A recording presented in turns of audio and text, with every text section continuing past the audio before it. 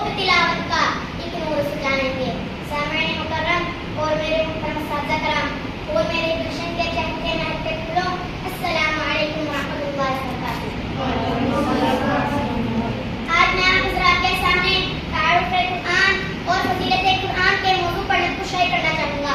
سامعین مکرم، قرآن مجید اللہ کی وہ آخری کتاب ہے جس میں تمام سابقہ آسمانی کتابوں اور امت مسلمہ کی ہدایات کی تعلیمات درج ہے۔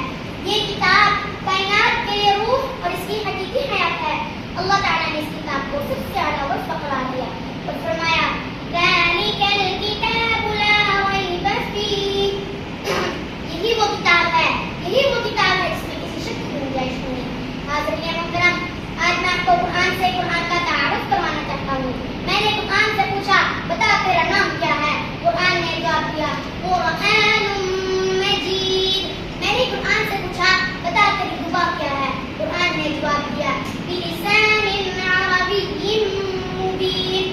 میں نے قرآن سے پوچھا تیری حفاظت کی کیا گارنٹی ہے؟ قرآن نے جواب دیا انا نحن نزلنا الذکر وانا له لحافظون۔ میری حفاظت کا ذمہ تو خود خالق کائنات نے لیا ہے۔ میں نے قرآن سے پوچھا بتا تو کہاں رہا؟ قرآن نے جواب دیا فی لوح محفوظ، میرا مسکن لوح محفوظ تھا۔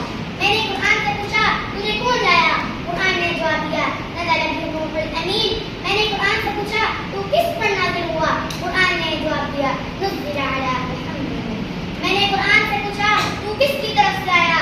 قرآن نے جواب دیا تنزیل من رب العالمین۔ میں نے قرآن سے پوچھا تو کون سے مہینے میں آیا؟ قرآن نے جواب دیا شہر رمضان الذی انزل فیہ القرآن۔ میں نے قرآن سے پوچھا تو کون سی رات کو آیا؟ قرآن نے جواب دیا انا انزلناہ فی لیلۃ القدر۔ میں نے قرآن سے پوچھا تو کیوں آیا؟ قرآن نے جواب دیا ہدی للناس۔ معزز سامعین، حضور اکرم صلی اللہ علیہ وسلم کا ارشاد گرامی ہے کہ میری امت کے معزز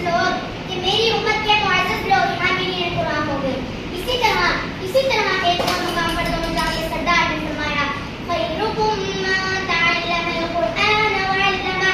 کائنات کے معلم اعظم قرآن پڑھنے اور پڑھانے والے کو سب سے بڑی ڈگری قرار دیا ہے۔ یہ اس قدر مقدس کتاب، اس کو پڑھنا ثواب، سننا ثواب، دیکھنا ثواب، ایک حرف پڑھنے کے لیے ہوتا ہے۔ سامعین مکرم، یہ اس قدر مقدس کتاب ہے کہ اس کے بارے میں اللہ تعالیٰ نے فرمایا اگر ہم اس کتاب کو پہاڑ پر نازل کرتے تو اس کے خوف سے دب تک پھٹ جاتا۔ یہ قرآن وہ راستہ بتاتا ہے جو سب سے سیدھا ہے اور ایمان والوں کو خوشخبری سناتا ہے۔